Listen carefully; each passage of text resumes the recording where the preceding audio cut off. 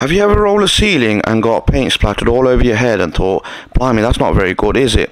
Well, if you have, then this video is definitely for you. I'm going to show you the right way to do it. As you can see now in this clip, I've got my roller extension part bar extended way out in front of me, and that roller is never actually going over my head. It's always in front of me. Therefore, all the paint is going to land in front and not on me. Same thing in this clip. I've got myself to the side, and my roller pole and roller itself are never ever going over my head. I'm going to get a little bit on my hands and forearms here possibly, but nothing else. In this next clip, I'm going to show you what not to do. So all is going well to start. I'm rolling side to side and I'm walking back away from the paint that will be landing in front of me. But then I start to go into the paint. So I'm rolling it side to side and walking straight into the paint, therefore getting paint all over me.